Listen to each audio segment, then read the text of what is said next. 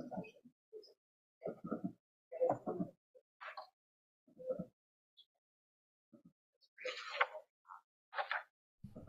right, good evening, Springs BOE. You're live and we're recording. You can start. Thank you. Good evening. This is the Springs Union Free School District School Board. We are beginning our meeting at 7:14 tonight. We've been in executive session since 6 o'clock talking about personnel issues, and we have a roll call. Sure. Tim Frazier? Here. Pat Braban? Here. Eric Frederickson? Here. Emma Field? Here. Okay, so we can all stand for our pledge. I pledge allegiance to the flag of the United States of America, to the republic for which it stands, one nation, under God, indivisible, with liberty and justice for all.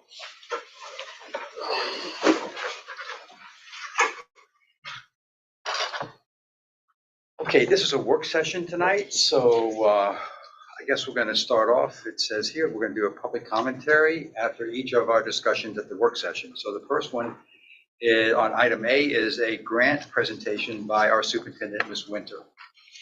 Thank you, Tim.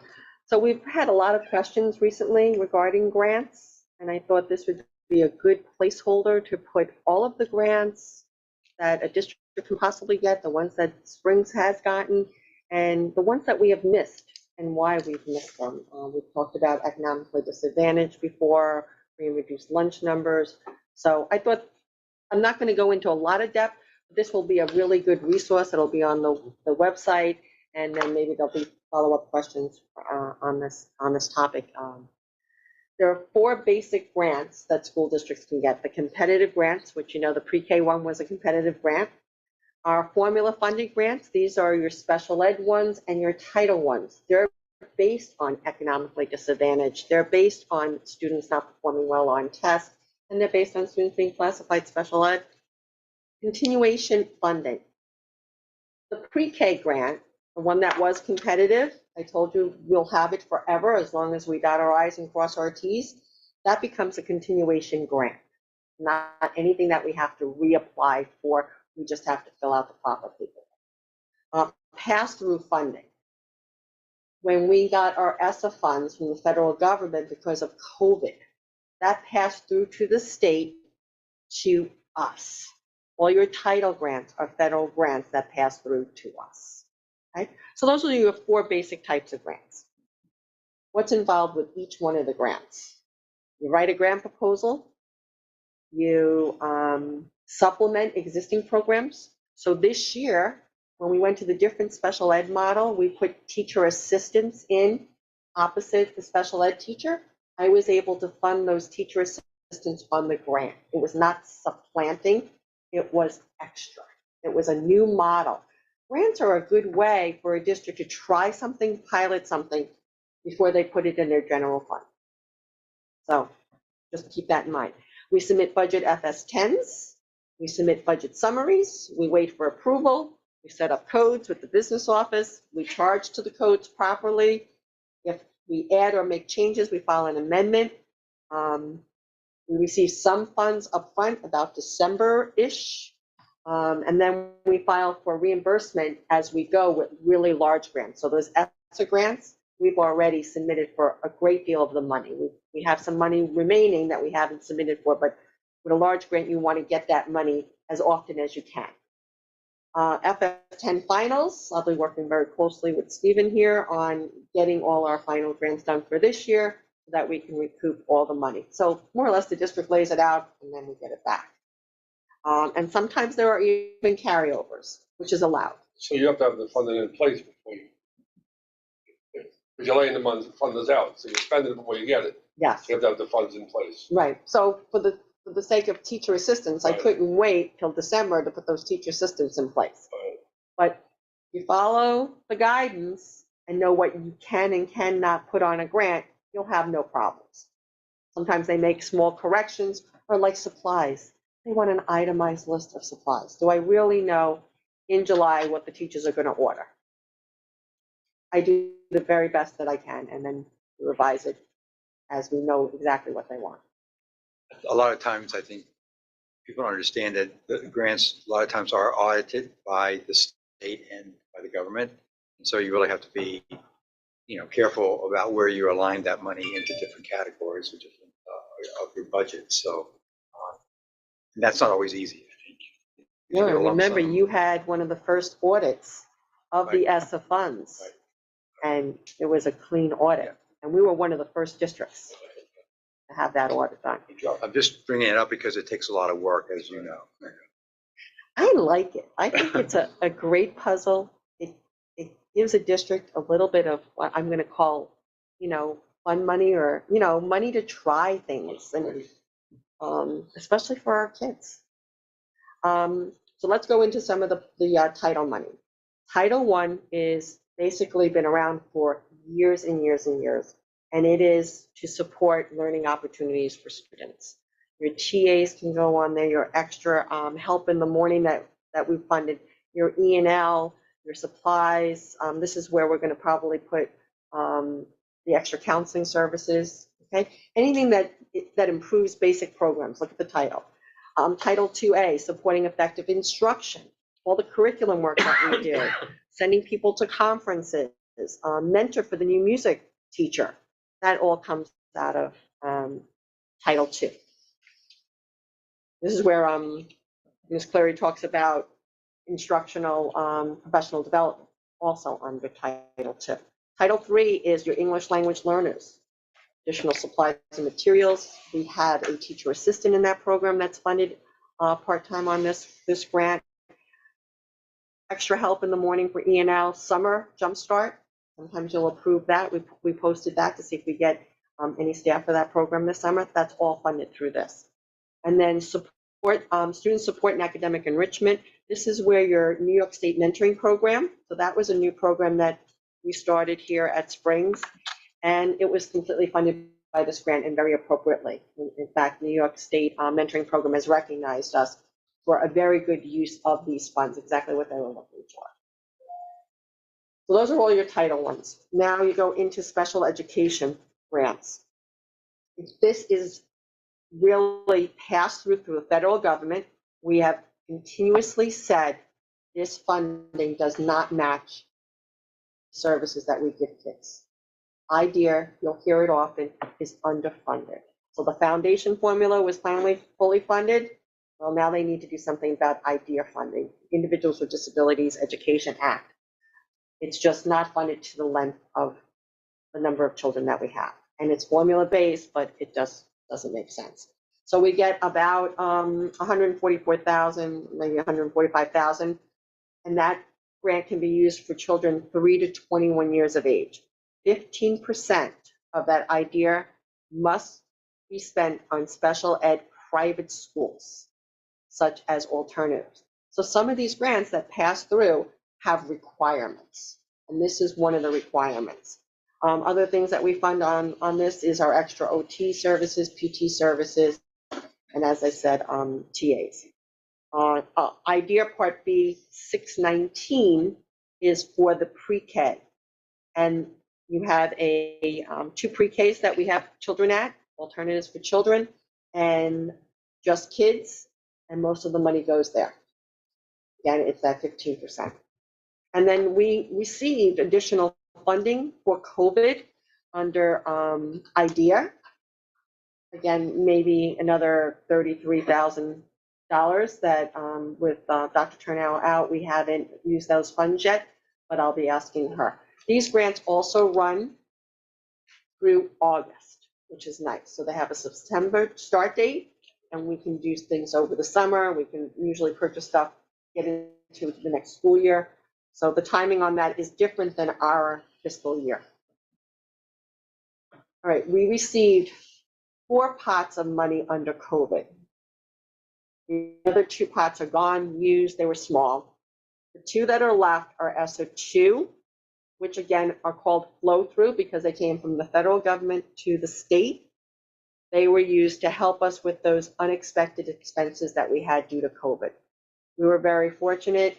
We did have a couple of teachers that were willing to do remote learning, so we offered that. We had E&L support. We had summer enrichment.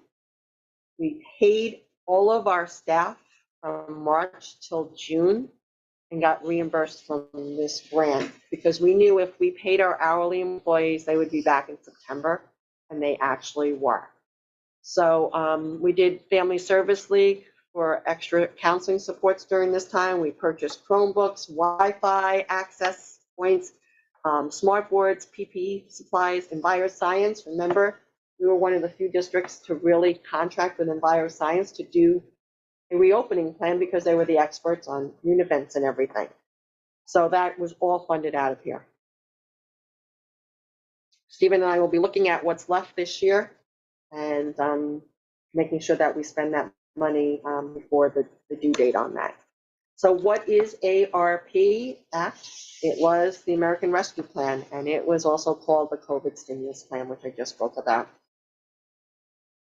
They allocated another round of this money for us called ESSA 3, and it was for almost $1.5 million. And it was officially approved in the fall of 2021. And we have until September 30th, 2024. So the other ESSA grant has to be used by September 23. This one we have a little bit more time, but we actually have spent most of this grant, and I'll tell you why. We did EnviroScience consultant again for our custodians. We repaired and converted the 2 softball fields. If you remember Mike saying that, they needed to be repaired. We also raised the fence over there. We bought PPA supplies. We had a lot of copy paper. It reminded me of how much copy paper we went through because we were sending home packets when the kids didn't have Chromebooks. We installed additional cameras, still Wi-Fi, smart boards, employee benefits. The choral risers that you saw for the play and the concerts came out of that. We tried to use this money for one-time expenses because guess what? Not going to repeat. It's going to be gone. Universal Pre-K. This has to be one of the most confusing programs they've ever run. So there are 3 pots of money. I've only listed 2 here. Universal Pre-K, which we've always had, okay? That funded 23 half-day slots up until last year. Then there was a competitive grant that came out for UPK expansion grant. That's where we got our money to run a full-day program. I converted the Universal Pre-K to 11.5 full-day slots. Add that to our 42 full-day slots through this expansion grant, and we were able to service any child who needed pre-K program 5 hours this year. Unfortunately, we have learned, now we are in April. I wrote that grant based on 10,000 per student. I'm looking at Tim because I remember working with him saying, am I going to be able to do this with 10,000? They just cut us from 10,000 to 7,000 per child for the teachers that are uncertified. Now, they're certified teachers, by the way. One of the new pre-K teachers is certified birth to 2 in Connecticut. No reciprocity with New York State, so she has to take 5 classes and take 2 tests. The other teacher is special ed certified and grades 3 to 5 certified, not birth to 2. We're just getting this information now. Stephen and I will work on revising the budget. We'll do an amendment, and I think we'll be okay because we also put on that grant. We have security guards that do car line. We have a custodian that goes over there a couple of hours a day. We put in a lot of money for supplies, food, which we're not using because we really couldn't, the general store wasn't here to really provide an economic way to feed our children. So I think we're going to be okay, but I really did let them know that they shouldn't be working it this way. So I think for next year, we'll put the 7,000 in, and then if we have all certified teachers, we'll up it. We'll do an amendment and get the difference in the money. Who knows, we may be fully certified by the end of August, if those teachers stay. Also, you need to know the rate that a provider is allowed to charge us is $5,400 per child. 18 children to a classroom. It's not enough to pay for a teacher and a teacher assistant at the rates that our teachers make. Okay? Something has to be done. I know the budget is almost approved, and all they did was add another pot of money. So we have another, I think, 162,000 for more students to be serviced. We were fighting, superintendents and a lot of the advocates for pre-K were fighting for, just give us the money and we will provide the services to any child that walks through the door, but don't limit us to what we can charge. So they upped it $200 per child for next year, going from $5,400 to $5,600. It's just, our teachers are scope teachers and they get benefits. We provide the TAs because the TAs in scope would make $18,000. Wonderful program. We just had our audit. Very little improvements needed, mostly, and believe it or not, in supplies. And I said to the person that was auditing us, I said, you know, we just opened this year. Just, that's pretty good. You have a nice selection of books and toys. I was like, but you could use more. Okay. So previous competitive grants that the district has received. I don't want you to lose sight of the DEC grant for the septic system, 1.3 million. I'll never forget for the new board members going back to the board after what, being here a week and saying I need 5,000 for architectural plans. Because I was all ready to write the grant, but then it said upload architectural plans here. We did it, we got it. Child abduction, the other grant that we got was from East Hampton Town for the septic system. So in full, the septic system was no cost to the taxpayers. We got the child abduction grant the first year I was here. This is the grant that brings those programs from Megan's Law, you know, good touch, bad touch, dating, you know, especially for our older students, what's appropriate, you know, being nonviolent, say no to drugs. A wonderful program ran out of Suffolk County. We didn't get that any year afterwards because they changed the criteria to be economically disadvantaged, 40%. But we got it for 1 year. We have a pending grant for archives. As I've said, archives took a beating during construction. So we're waiting on that grant. It was submitted on time, and that will include dehumidification in the basement, as well as someone coming in and cleaning out our records and making recommendations for a continuation grant for actually microfilming or scanning documents. So this is the first step, but we will be able to, if we get this grant, be able to write for another grant to continue the work of archives. Teacher grants. Our teachers are really good at getting grant money from two foundations on the East End. East Hampton Education Foundation, which was used to call Greater East Hampton Education Foundation, almost 90,000 in grants to Spring School since they started. For special projects, additional monies they give out during scholarship time. Just a wonderful organization. I know that they have some sort of golf outing coming up. That's where they raise their money. I've been to a couple of them. But our teachers are always good at getting these grants. The Anna Linton Foundation, over $100,000 since its inception in 2011. As you know, their daughter was a student here and passed away in a bicycle accident. But their focus is on wellness, nutrition, the arts, scholarships. So even though sometimes that money doesn't come through here, they will pay the provider to do the programs in the district. A wonderful resource for us, and we definitely value everything that they do for us. Some additional supports. Most districts do not have a Project Most. They will either try to run after-school programs themselves, which can get very costly, or they will use Scope. So we're very fortunate, and I do consider our Project Most a partner with us, providing our students after-school care and enrichment programs and camp over the summer at really reasonable rates for our families. The retreat is research-based, evidence-informed, and does workshops for our students here at at the school. Again, if we had to pay for all these programs, we wouldn't be able to afford them. PTA, of course, funds all your field trips, dances, special events, and scholarships.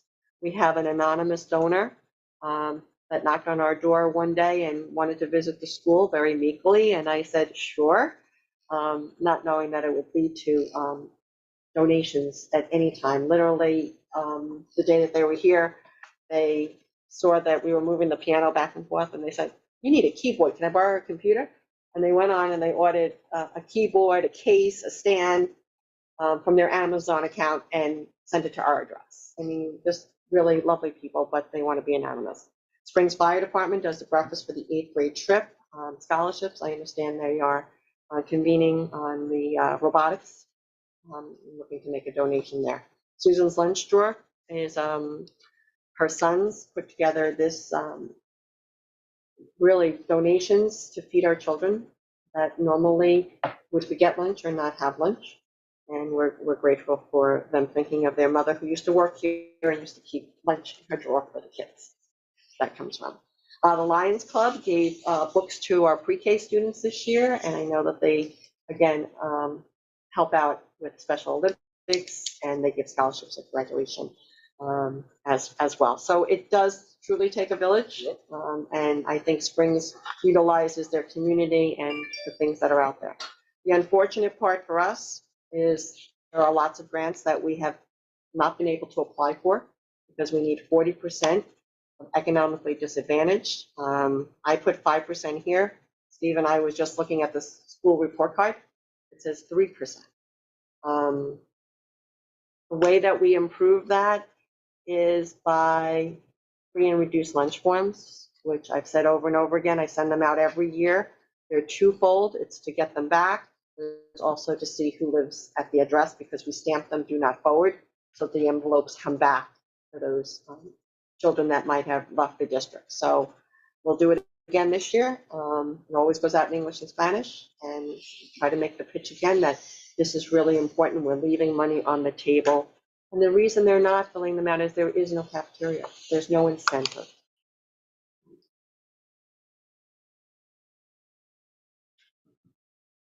Those forms, is there like criteria to how they can be submitted? Because I would think you could just send them home. Thank you for reminding me. We pulled this up before we came in here. So for free eligibility, let's go with a family of 4. That seems to be the average. If your annual salary is $36,075 or a monthly income of $3,000, you can get free lunch for your children. Family of 4, you got 2 children, both of them would get free lunch, breakfast, and milk. We give milk to all of our children. It's part of a milk program. If you get reduced, it is a household income of $51,338. And that's posted on our website along with the application. And I don't know if I want to do it, but I know we don't have a cafeteria. And is there, the high school got all our food, I don't know what, their cafeteria to make their food during COVID, but that was shipped in, their lunches. They're providing our lunches now. We order from them 10 lunches for the main building and 10 lunches for the pre-K Right. because there are children that forget their lunch or children that don't come with lunch. Okay, so is there a way that we could find a provider, if we say we had a 30% students needed a reduced lunch, bring in, this won't be a hot lunch, of course, but bring in a lunch for those students from an outside provider, is there providers out there that will do that? I know there's not East End, but. I have a clerical that's checking on that, but East Hampton was the only viable option because, again, you're looking at $3.89 versus $9 from a local deli. No, I'm not saying like a deli, I'm saying like, is there, like, there's a, like a larger catering provider on the island that would come out daily with lunches or weekly lunches or bi-weekly lunches. If you're doing, it wouldn't be hot lunch, but you have pre-made meals that last a few days. Is there, I don't know if there's anything on the island that does that, is there any companies, school districts that do that? Pat, that's a really good question because one of my questions to the state is if they pass the free and reduced lunch for all, okay, which is part of the budget, what does that mean to a district without a cafeteria? What am I looking at having in my pocket in order to purchase those lunches or to supplement? So what we used to do with the general store, she used to ask, can't you get like cheese and the big cans of peaches, because then I could reduce my price if you're supplementing. We were never able to get that off the ground.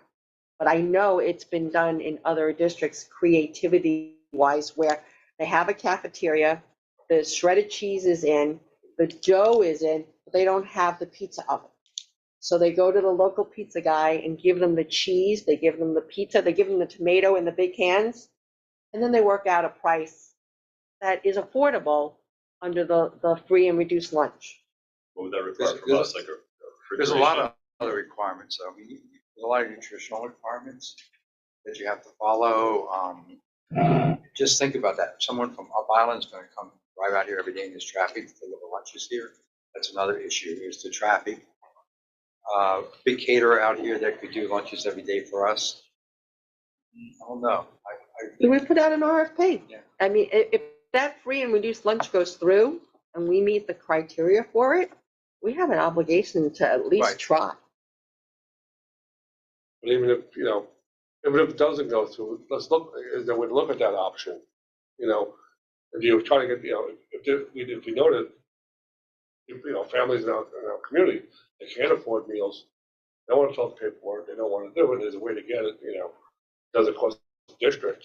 I'm just seeing there's different ways. We're not going to, it's going to cost us for lunch, because mathematically, you're not going to get, they're giving you $3.89 a lunch. There's It's not going to work that way. the other angle to this too is, and thank goodness North Springs Food Pantry provides a lot of our families food that finds its way back here into the school. Yeah, that's And true. there are other organizations that we at Elmer Whitmore we provide a food pantry for all of our families there once every 2 weeks, and that helps supplement food. So We send home food on weekends There's- still. there are other ways to do that, and we're trying to also get a WIC program to come out here, it's 10, which is women and children, it's a federal government, where they can go, if they qualify for WIC, they can go to any local grocery store and purchase food there or pick food. In fact, they label it in the grocery store, and a lot of those items can be directly come back into the school environment. So there are a bunch of things that are happening that can help support this. In my mind, the key is, if you don't meet that 40%, it's really going to be tough to get the money and the resources to have a lunch program here in Springs. We will deplete Susan's drawer probably this year. Are we still looking at ways to get more of those forms filled out? We're doing some talking about, we're mailing them. There are other ways that we can increase. Back to school night, having them available, PTA helping us. Or even sending them home in kids' folders. I mean, parents sign permission slips. It's like, if it's like required, usually the teachers are pretty good about getting them back. I feel like that would be pretty easy. We can try that. We can try Parent Square. Also, Just so I yeah. understand this, so is it, I'm just looking at the form because I wasn't really aware, but is it only the people that need it, fill it out and hand it in, or is it people that even, like, if you don't qualify, say your household income is higher than what's allowed, do you still fill it out? I would recommend filling it out because things change frequently and you might miss it by, only a few dollars, and they're very lenient. So if you have a story that goes along with it, but without the forms, we're not meeting the criteria. It's getting them in as part of it, right? Whether Yeah. you need it or not. Bridgehampton right? has 40%. They got the 21st Century Grant in Bridgehampton that we couldn't even apply for. Maybe that's part of the communication that we can improve in terms of getting those in, because it opens us to much more eligibility if we have those in, whether you need it as an individual or not. It can help the school at large if we get those in at a higher percentage. Yeah, I mean, I did not fully understand just as a parent, like the weight of this form. So it's, even if it's being sent home, however we're getting it home, you know, we have Parent Square now, which is wonderful, just to say, look out for that form. It will help us with our funding and, you know, just an explanation of why it's important, because sometimes it takes that, you know. On the phone, Carol. You know, I've seen schools even have like an open house, you know, at the beginning of the school year. They have a table with, you know, posters and, translator who's there with the forms to just pull parents out and say, hey, tell me about this form. This is going to help the school environment, no matter whether you qualify or not. Just help them in that process, because it is a difficult form to fill out. Yeah. Well, yeah, I'm looking at it and I can see why people would not. I mean, at our center, we have a lot of our kids who get, Department of Health will supplement their tuition if they meet the criteria for free and reduced lunch.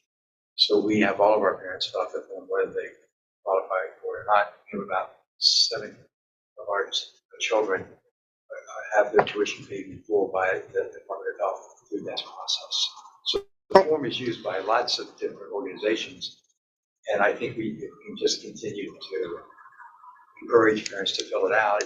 It's tough. You have to put your income down. You have to declare how much you make. And again, we're living in a cash economy out here. It's really hard to do that. Yeah.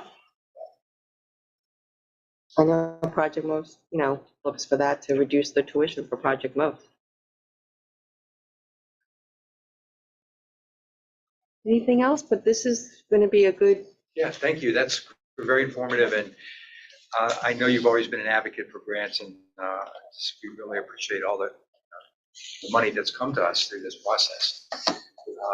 Bigger systems have their own grant writers. We don't. So any support you can suggest to us as we move forward, continue this. Greatly appreciate It's not hard. It really means reading the proposal, you know, telling your story. It's the pre-K grant. I told the story. I wasn't afraid to say we're the only East End district not offering full day. You've got to tell the story. How many hours involved in a grant like that? Because when you say it's no big deal and it's easy going, how many hours involved in that? I spent a good, I would say, 3 weekends writing that grant. I'm looking at Tim because he came over to look at it with me. And he just shook his head, but it was worth it. I mean, to see that. You're selling yourself short. That's why I'm asking you. It took you 100 hours to take At least. at a minimum 100 hours for At that least. big grant. it. That's not, It's at least 100 hours. yeah, so that's not a simple task. We To you, it's a simple task. 100 hours is a lot of hours dedicated to running the grants. So you get the funding.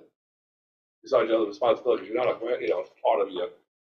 And they put you through the ringer to keep that money. It was a 49-page document with evidence for each item. So prove that you have a schedule. I had to attach all the classroom schedules. Prove that you have books on cultural diversity. So when you wrote this grant, I'm going to just try to understand this, You had 100 hours into it, just your end of it. Then you had support staff, right? Yes. How much time would the support staff go into this? I mean, We spent a summer on we this. always Yeah. So the trade-off is this. The trade-off, you're getting the money. When I hear from the community a lot of times, we have plenty of money, we're doing it. And I'm hearing, I hear the hard, even the hours that are not into that, getting that grant money, it's not filling out 3 pieces of paper. Yeah. You get 100 hours of your time for one grant. Support staff, probably another 60, 70 hours, maybe 100. Then when you submit it, you have to pull your expenses, you have to classify everything. You have to go back 2 years, 1 year, 2 years. You itemize everything. I mean, it all, that all has to be done. When So we it's a lot submit of for hours. payment. And I know Tim was saying before, a lot of schools do they hire grant writers. Right. We don't have a grant writer, you are a grant writer. And some districts have somebody in their purchasing and in their business office that all they do is grant. Because there's a lot of forms that have to be filled out. Got to work very closely with your business office on these grants. Imagine if you didn't know what you were doing. how much longer it would take if you didn't know the ins and outs of grammar. It still takes that long having the experience that you have. Someone that doesn't know that. Usually it takes 2 tries to get a grant. And that's one grant. LTV, is there anybody that would like to make a comment at this time? Call in. We have This no is time for- callers at this time. Is anybody in the audience would like to come and make a comment? Okay, thank you so much. Item B on our discussion items is committee updates.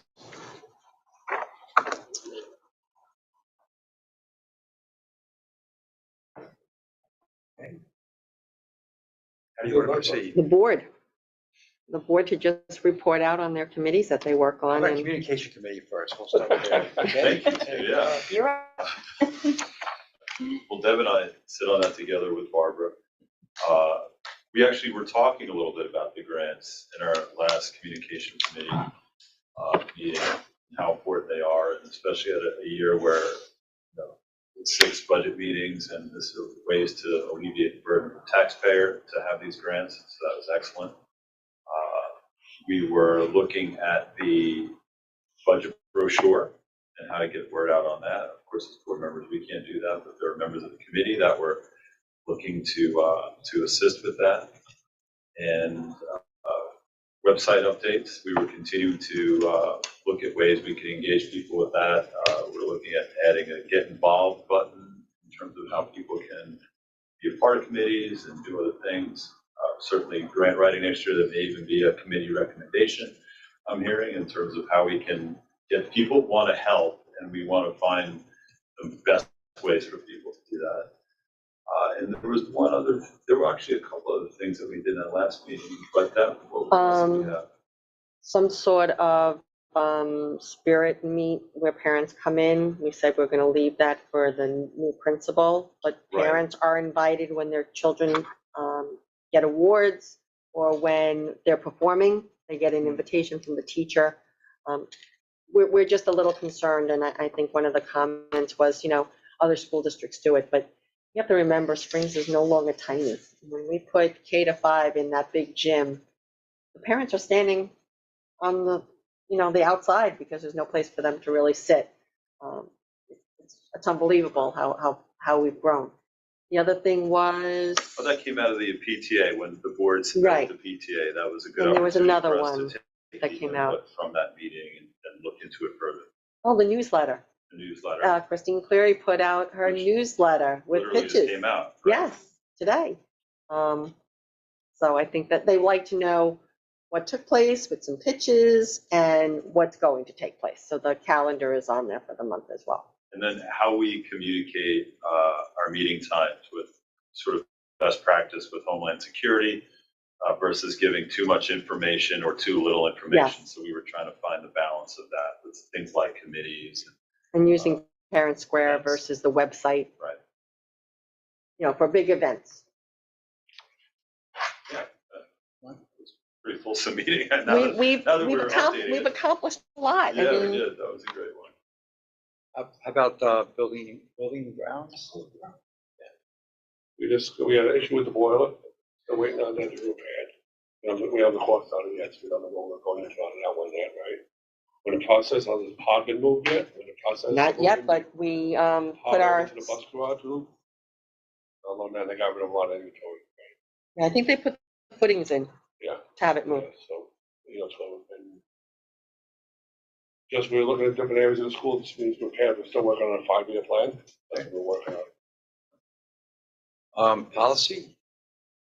Policy, we have, We have the public hearing coming up for the Code of Conduct Character, policy 5300. That's going to be on the 9th, next Tuesday. We're going to do the budget hearing, the hearing on the policy, and also a regular meeting. So Okay, great. people will be able to weigh in if they have any comments or information that they'd like to be heard during that meeting. They can email me, Great. and we'll read them during the board meeting. Okay. Public That's the- hearing on that code. that's the full code of character. And then the principal has to write a shorter version that students and parents Parents get. have. But that will be voted on the 9th, Yes. We'll be hearing on the 9th. the hearing on the 9th, okay? Uh, Health, safety, Health and Wellness. wellness. Yeah, so we, at the beginning of April, kind of kicked off a teacher wellness initiative. That was just, what we're hoping to do is just instill like wellness habits, in the staff here at Spring School. It was a pretty simple model just to like kind of hold yourself accountable. We made a little chart that they could fill out as they're hitting like 12 different categories, all falling into like physical wellness, mental, all that. It unfortunately we launched it, went right into spring break, and then right into state testing. So it has not been getting a ton of attention. But we did check in right before our last meeting, so 2 weeks ago, with some of the teachers that are on the committee, and they said it's going.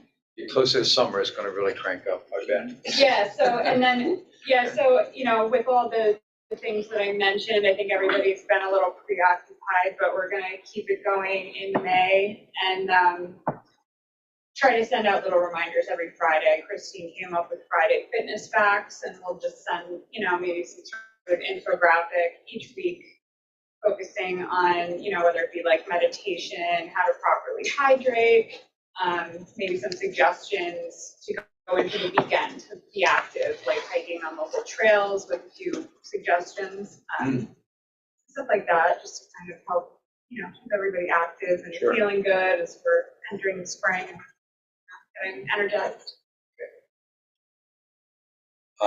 Any other committees that I've missed? No. LTV, is there anybody out there on the phone that has a comment? We have no one on the phone lines. Okay, anybody in the audience would like to make a comment? Okay. Item C, administrative role and responsibilities. Okay. So you should have, this was attached to your, right? Was attached to the, It's attached on the screen. on the screen. Okay.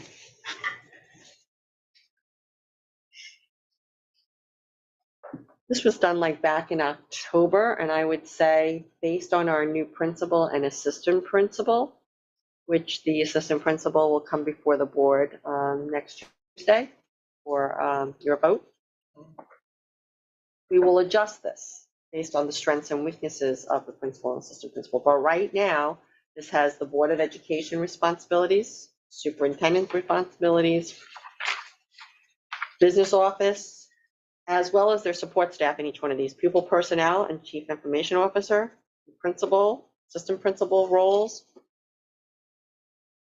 And then all of our support staff has a quick reference of the individuals by name and also some of the functions that they do. And I know this was something I think you wanted to discuss in workshop.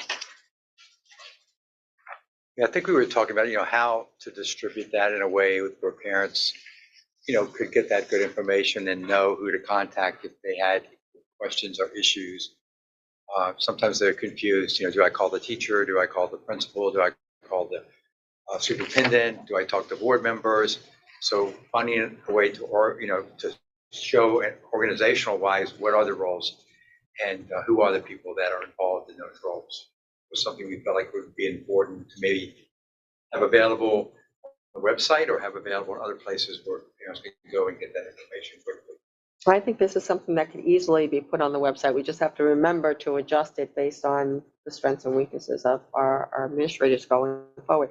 What I think confuses people here at Springs is the fact that the superintendent is in the building. Yes. You got to remember, if the superintendent was in an office building someplace, you wouldn't see them every day. So you've got to think building versus district. The board roles are very clearly outlined. And then the superintendent roles deal with the district, the overall arching. And of course, stuff that goes wrong at the school may come up to the principal. I'm not getting the cooperation I need. I've been asking for new garbage cans for outside for months now. Where are they? Right. You might have to take it to that level on a building level, but otherwise, my kid, is, going to the nurse constantly. There's got to be something going on in his classroom. That's a conversation first with the teacher to find out what's going on. And then if the teacher really, you don't like the response you got from the teacher, then you go to the principal. But the principal's going to say, did you talk to the teacher yet? So this, that, and I'm going to say, when you call me, did you speak to the principal if it's about a building level issue or concern? So I think it's just hard for people when we're all in the building together. Is there a way, this is great for us, let's consolidate that thought, like, my student, son missed homework, contact the teacher. My kid's gonna miss school, that's the attendant, contact the nurse's office. A flow chart. Yeah, exactly. Or quick reference guide or something like that. Very simple flow That chart. should be fairly easy to, since you've got the framework here, it should be fairly easy to do. Some of the common questions that we get Yes. Yeah, it's very and where simple, we can direct them. And, and that's what we probably work on with staff and students. Like, with parents, who do I go to? I have a situation with my homework or my teacher. Mhm. Our website is organized. We have a parent handbook. Yeah. This would be probably a near front page item, in terms of a quick reference for people to start to do that. I think it's really good to have the framework like this. But again, in addition to that, a flow chart questions would be very Yeah. helpful too. I like the flow chart Yeah, idea. quick and easy. Mhm. Because we know Brenda gets the calls about a change in, how a kid's going to go home. That's not a principal. If you're trying to find the principal at 2:10 to tell her, you're not going to find her. But Brenda knows to be at that desk. I think we always, with our transportation issues we had, it's always my bus is not here yet, and they call, I don't know, they're probably calling you, they're probably calling the transportation. The transportation responded back, hopefully parents will work with that. Unfortunately, our transportation supervisor is normally driving a bus. Right, So that I would say, please call either Brenda or call the principal's office, Well, that's what I'm saying, so maybe we could clarify, so we know she's not available, it's usually by the bus. Transportation, you contact during the hours of this, contact this. correct, and hours. Like, get directly to it, so that, because the first thing as a parent is, you don't get the answer right away. And they go right to the top, and you're not available. And I went to Deb, and she didn't get back to me. She was busy, but you're at the top, We try to return our phone calls within 24 hours, and our phones leave a message on our phones, but they also send us a message on our email. So I'm just trying, with the parent. And also with staff, I'm sure they got a lot of questions on which direction to go. You got a new teacher coming in, which direction might go, and there's probably a teacher's handbook. But that's protocol we should follow all around. I think, this is great having it. Okay, any other questions about that? I know you were saying just at the beginning about the strengths and weaknesses. You have, once we hire the assistant principal, were you thinking of having a discussion in terms of like just looking at those responsibilities in terms of superintendent, principal, assistant principal, and where not so much there's gray superintendent, but area where you can look. you might have an assistant principal who has more of the curriculum in literacy than the principal does. So that person may take on that, where the principal may have more of restorative practices than the assistant principal does. Doesn't mean that they're going to keep their roles, but maybe for the first year, that is going to be their roles, which are very different. Josh ran with restorative practices. Like Christine, when she was assistant principal, she was very much into the discipline. And I think she kept some of that as principal because that was her strength. She used to do the data. She was the CIO, Christine Cleary, and then we gave that to pupil personnel. So it's always changing based on. Well, Josh did the schedule more or less. Yes, Right, over yes. when So Eric- the new person may not have, the new AP may not have the scheduling and the principal may. So I'm just saying that this is, if we post this, we have to be mindful that this is going to change. I wanted to see it, and I'm glad you brought that up. It's nice to see where we were and how we work, and now we're gonna make changes with the new administrative staff and see what their changes are compared to where we were before, where we are now, and we're missing something. Because we got to look at the sheet, we're missing yet. I see, everything there, sometimes I miss something. I'm sure we are. And where does it fall, whose responsibility it is, you know? I'm not gonna just only see, have to see what's going on. LTV, anybody on the phone for a comment? We have 0 callers. Okay. Anybody in the audience would like to make a comment? Okay, thank you. Just before I call for adjournment, I'd like to just remind the community that next week is our budget hearing on the 9th here at 7 o'clock. And we'll- 6 o'clock. 6 o'clock, excuse me, 6 o'clock, just a reminder to everybody. And also the budget votes coming up soon on May the 16th. Correct, that is 1 to 9 1 to PM. 9 here in And the the voting is library. here at the Right school. here. And the side door will be open for access. And if anybody is handicapped or needs assistance, there's a ramp they can go through the front door. So there will be a security guard there that will escort them into the library for voting. Great, so it's in the front of the school, well, we say the front of the school, really, it's in the back of the school. The school street School entrance. street School street entrance. okay. Right, school so they don't street. have to walk from the Right. back side of the building all the way up Right. front. They can park on the sidewalk there. How many handicap spots are accessible over there? Is there two? Two. Two, I believe. We will close off the parking lot at And the 12 front- o'clock. And the front street too. They And will, one of the schools be closed off too? they will not be permitted to park there after 12 o'clock. So voters can, but not staff. We open that parking up. So with that, I'll ask for a motion for adjournment. Second.